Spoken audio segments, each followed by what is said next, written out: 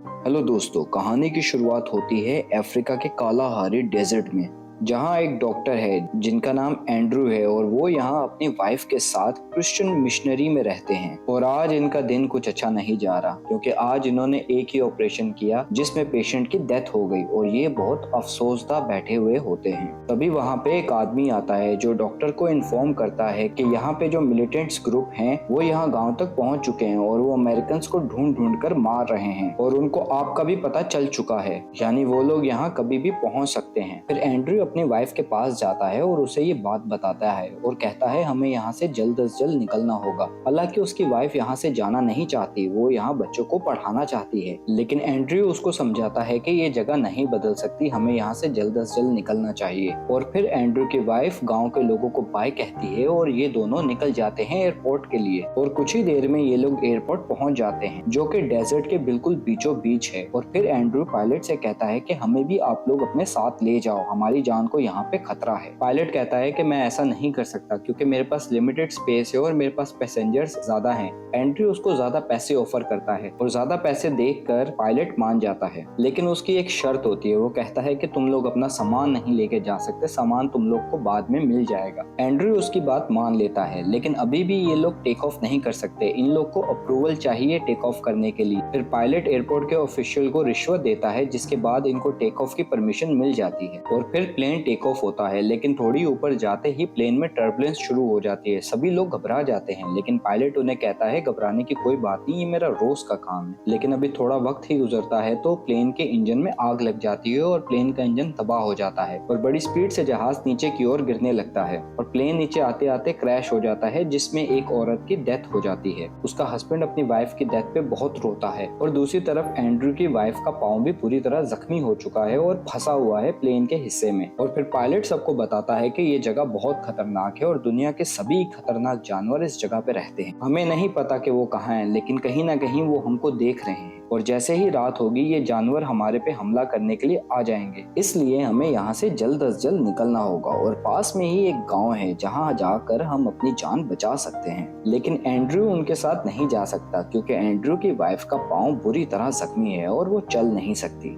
लेकिन एंड्रयू के साथ जो लोग हैं वो यहाँ से जल्द से जल्द निकलना चाहते हैं, क्योंकि जैसे ही रात होगी ठंड भी बढ़ जाएगी और जानवर शिकार करने के लिए निकल पड़ेंगे। और जाने से पहले ये उस औरत की लाश को दफना देते हैं जो प्लेन क्रैश पे मारी गई है। और फिर एंड्रयू इनसे कहता है कि अगर तुम लोग गांव तक पहुंच गए तो हमारे लिए मदद जरूर भेजना, हम लोग आपकी भेजी हुई मदद का इंतजार करेंगे। और फिर ये चारों डिस्कस करते हैं कि इन्हें किस तरफ जाना है, क्योंकि ये सहरा है। फिर इनमें से एक आदमी कहता है कि हमें साउथ ईस्ट की तरफ जाना चाहिए, गाँव वही है। लेकिन पायलट कहता है गाँव यहाँ से 20 किलोमीटर दूर ईस्ट वेस्ट की तरफ है और मेरे पास गन भी है, जो कोई अपनी जान बचाना चाहता है वो मेरे पीछे आ जाए। और मजबूरन बाकी के 3 लोगों को इसके साथ जाना पड़ता है और ये चारों निकल पड़ते हैं गांव की तरफ। अब ये सफर अपना स्टार्ट तो कर लेते हैं, लेकिन इन्हें बाद में पता चलता है कि ये सफर कोई आसान सफर नहीं है और ये लोग कई घंटों तक डेजर्ट में चलते रहते हैं और गर्मी की वजह से इनकी हालत बहुत खराब हो जाती है और इनमें से एक आदमी गिर जाता है। अब पायलट के पास थोड़ा पानी होता है जिसे ये चारों शेयर करके पी लेते हैं। अब इतना चल लेने के बाद भी इन्हें दूर दूर तक कोई इंसान नजर नहीं आता, सिर्फ सहरा ही नजर आ रहा होता है। और बाद में इन्हें एक सामने चट्टान नजर आती है और फिर पायलट कहता है मुझे पता है इस चट्टान के पीछे जरूर गांव है। और बड़ी मुश्किल से ये उस चट्टान के ऊपर चढ़ते हैं और देखते हैं कि वहाँ कोई गांव नहीं है और दूर दूर तक सिर्फ रेत और रेगिस्तान ही नजर आ रहा है और जिसकी तरफ जाना मौत को दावत देने से कम नहीं है। फिर इन चारों में से एक आदमी फूट पड़ता है और कहता है कि मैंने पहले ही कहा था हमें साउथ ईस्ट की तरफ जाना चाहिए, ये पायलट हमें गलत ले आया है। और फिर वो पायलट से उसकी गन भी छीन लेता है और कहता है कि हमें साउथ ईस्ट की तरफ जाना चाहिए और हम वहीं जाएंगे। लेकिन इस ग्रुप के बाकी 2 लोग कहते हैं कि हमें प्लेन की तरफ वापस जाना चाहिए क्योंकि वही इस पूरे रेगिस्तान में एक सेफ प्लेस है और वहां पहुंच के हम डिसाइड करते हैं कि हमें किस तरफ जाना है। लेकिन जिस आदमी ने गन छीनी है वो अकेला ही अपने सफर पर निकल जाता है इन तीनों को छोड़कर और ये बाकी तीनों प्लेन की तरफ वापस आने का सफर शुरू कर देते हैं। ये तीनों जल्द ही प्लेन तक पहुंच जाते हैं और बहुत थक जाते हैं, लेकिन ये आकर देखते हैं तो ना वहाँ एंड्रयू है और ना ही उसकी वाइफ और चारों तरफ खून के निशान होते हैं और प्लेन पे शेर के पंजों पंजों के निशान भी पड़े हुए हैं। ये तीनों समझ जाते हैं कि अगर ये लोग ज्यादा देर तक यहाँ रुके तो शेर वापस भी आ सकते हैं, तो ये थोड़ा सा वहाँ से आगे बढ़ जाते हैं। लेकिन वहाँ एंड्रयू आ जाता है और पायलट को गर्दन से दबोच लेता है। अब एंड्रयू पायलट पे बहुत गुस्सा होता है और उसे कहता है कि तुम एक लालची इंसान हो, तुम्हारी वजह से हम सब लोग यहाँ फंस चुके हैं। तुमने प्लेन को ओवरलोड किया जिसकी वजह से प्लेन क्रैश हो गया और मेरी वाइफ जख्मी हो गई, और फिर शेरों ने हम पे हमला कर दिया और मेरी वाइफ को मार दिया। अब एंड्रयू इतने गुस्से में होता है कि वो पायलट को जान से मार देने वाला होता है, लेकिन इनके साथ एक साथी होता है, वो फ्लेयर गन चला देता है और एंड्रयू को पायलट से दूर हटने को बोलता है। और फिर इन तीनों को पता चल जाता है कि पायलट ने वाकई में ही प्लेन को ओवरलोड किया हुआ था और उसमें बहुत सारे जानवरों के महंगे महंगे सींग रखे हुए थे जिन्हें वो स्मगल करना चाह रहा था। दरअसल ये पायलट स्मगलर भी है जो जंगली जानवरों के बॉडी पार्ट्स की स्मगलिंग करता है। और फिर एंड्रयू अपने वाइफ के बचे हुए हिस्सों को वहाँ पे दफना देता है और एंड्रयू अपने साथी को कहता है कि मुझे और कोशिश करनी चाहिए थी, शायद मैं अपनी वाइफ को बचाने में कामयाब हो जाता। लेकिन उसका साथी कहता है शेर के सामने किसकी चलती है, और शायद यही तुम्हारी वाइफ के नसीब में लिखा था और तुम्हें अपने आप को इस बारे में ब्लेम नहीं करना चाहिए। अब ये सब लोग यहाँ पे बुरी तरह फंस चुके हैं। अब आहिस्ता आहिस्ता दिन ढलता जा रहा है और रात होने लग गई और सारे जानवर अपने अपने शिकार पर निकल चुके हैं और इन्हें चारों तरफ अब शेरों के घुराने की आवाजें आना शुरू हो चुकी हैं। पायलट कहता है हम 3 लोग अपनी जान बचा सकते हैं, क्योंकि पायलट का केबिन अभी भी ठीक हालत में होता है, लेकिन वहाँ पर सिर्फ 3 लोग ही रुक सकते हैं और सरवाइव कर सकते हैं। अब ये लोग 4 हैं, तो ये चारों डिसाइड करते हैं कि टॉस कर लेते हैं। जो हारेगा वो प्लेन के बाहर रहेगा सारी रात और प्लेन की हिफाजत करेगा। और फिर इनमें से एक लड़का हार जाता है और फिर ये तीनों उसको समझाते हैं कि तुम्हें पूरी रात जागना है और आग जला के रखनी है। अगर तुम सो गए और आग बुझ गई तो शेर नहीं तो कोई और जानवर हम पे हमला कर देगा और हमें मार देगा। और फिर एंड्रयू और बाकी के 2 साथी केबिन के अंदर चले जाते हैं और इसी तरह कई घंटे बीत जाते हैं। तभी पायलट बाहर आता है और देखता है कि वो लड़का सो रहा है। वो उसे उठाता है और कहता है कि आग बुझने वाली है और अगर ये आग बुझ गई तो शेर तुम पे हमला कर देंगे और तुम्हें मार देंगे। वो लड़का उठकर आग की फ्लेम्स को और बढ़ा देता है और पायलट अपने केबिन में वापस चला जाता है। और दूसरी तरफ वो लड़का जो अकेला ही गांव की तरफ चला गया था वो अकेला जा रहा होता है और चारों तरफ गुप्त अंधेरा है और उसे शेरों के घुराने की आवाज आ रही है। अब इसके पास गन होती है जिससे वो बहुत सारे फायर करता है, लेकिन इसका कोई फायदा नहीं होता। और अब ये तीनों जो पायलट के केबिन में बैठे हुए हैं और वो गन शॉट की आवाज सुनते हैं तो वो समझ जाते हैं कि हो ना हो वो आदमी अब शेरों का शिकार बन चुका है। और फिर कुछ ही देर बाद वो लड़का दोबारा सो जाता है और फिर आग भी बुझ जाती है और अब सहरा के सबसे खतरनाक जानवर यानी शेर प्लेन के चारों तरफ आ जाते हैं और घुराने लगते हैं। और एंड्रयू फिर अपने साथी को बचाने के लिए प्लेन का दरवाजा खोल देता है, लेकिन शेर अंदर आने की कोशिश करता है और वो बड़ी मुश्किल से दरवाजा बंद करते हैं। लेकिन तभी ये देखते हैं कि एक सांप केबिन के अंदर आ गया है और एंड्रयू के साथी को काट लिया है। अब एंड्रयू क्योंकि एक डॉक्टर है तो वो जल्दी से उसके पांव को बांध देता है और जिस जगह सांप ने काटा है उस जगह पे कट लगा देता है और ताकि वहाँ से खून बहता रहे और जहर इसके साथी की पूरी बॉडी में ना फैले। और बाकी की रात ये उसी केबिन के अंदर डरते डरते गुजार देते हैं। और सुबह सवेरे जब ये लोग प्लेन से बाहर आते हैं एंड्रयू बिल्कुल टूट चुका है। उसने अपनी वाइफ को इस सहरा में खो दिया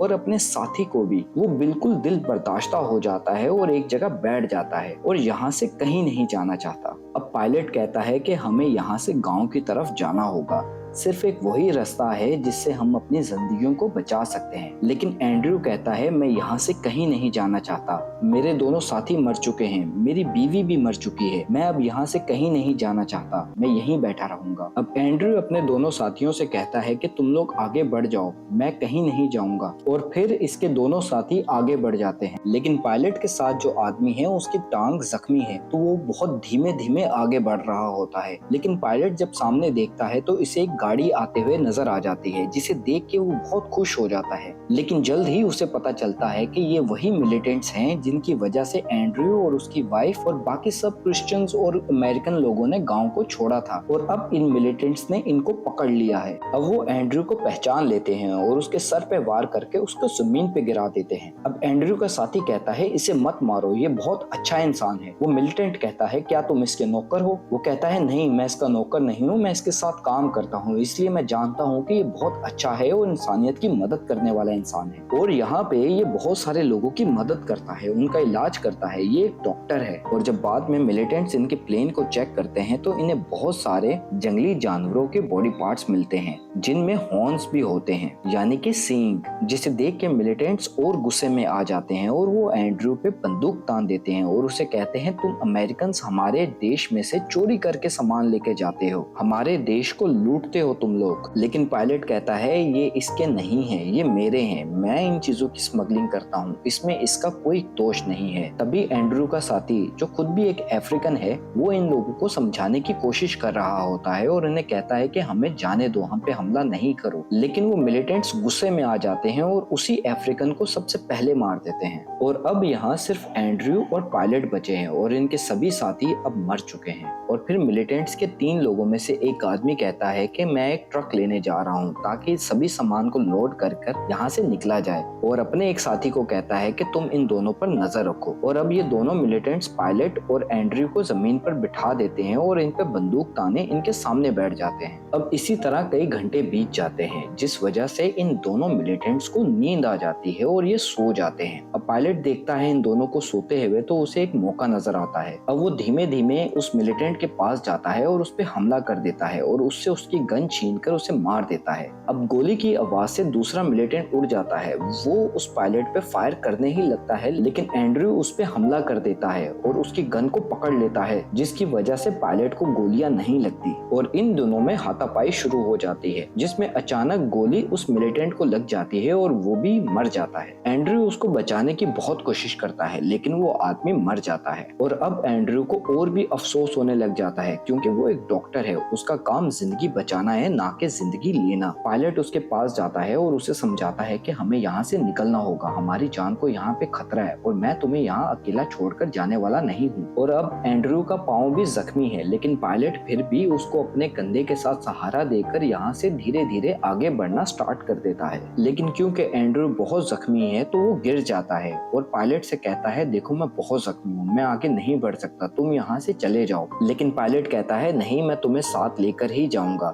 देखो सामने एक चट्टान है, मैं तुम्हें उस चोटी पर छोड़कर आगे मदद लेने के लिए जाऊंगा। और अब ये दोनों बढ़ते बढ़ते उस चट्टान तक पहुंच जाते हैं। पायलट बड़ी मुश्किल से एंड्रयू को ऊपर चढ़ाने की कोशिश कर रहा होता है लेकिन उसके हाथ से एंड्रयू का हाथ छूट जाता है और एंड्रयू नीचे गिर जाता है। लेकिन पायलट हिम्मत नहीं हारता, वो फिर एक दफा एंड्रयू को उठाता है और चट्टान के ऊपर लेके जाने की कोशिश करता है और फिर उसे चट्टान के ऊपर ले आता है। तो फिर पायलट ऊपर से देखता है तो उसे गांव कुछ ही दूर में नजर आ जाता है और ये सोचता है कि अगर उसी वक्त हम इस रास्ते से आए होते तो सभी जिंदा होते। लेकिन अब वो शेर जिन्होंने इनके साथियों को मारा है वो इनके आसपास ही है। दरअसल वो इनके खून की खुशबू को सूंघ तो सकते हैं लेकिन अभी इन्हें देख नहीं सकते क्योंकि ये चट्टान के ऊपर छुपे हुए हैं। पायलट समझ जाता है कि जब तक ये हमारी जान नहीं ले लेंगे तब तक ये यहाँ से नहीं जाएंगे। तो वो फैसला करता है कि वो अपनी कुर्बानी दे देगा, एंड्रयू को बचाकर यहाँ से निकाल देगा क्योंकि वो एक डॉक्टर है और ऊपर से वो एक अच्छा इंसान भी है और वो जिंदा रह के इंसानियत की खिदमत कर सकता है। और दूसरी तरफ वो इस सिचुएशन में फंसा भी पायलट की वजह से ही है। तो वो फिर एंड्रयू का खून अपने जिस्म पे लगा लेता है और एंड्रयू से कहता है मैं शेरों का ध्यान भटकाने के लिए दूसरी तरफ जाऊंगा, तुम फौरन से उठकर गाँव की तरफ निकल जाना। और फिर वो उठकर उस तरफ भागता है जिस तरफ शेर है और बिना वक्त को जाया किए शेर फौरन ही उसे मार देते हैं। एंड्रयू पायलट को अपने लिए कुर्बानी देते हुए देखकर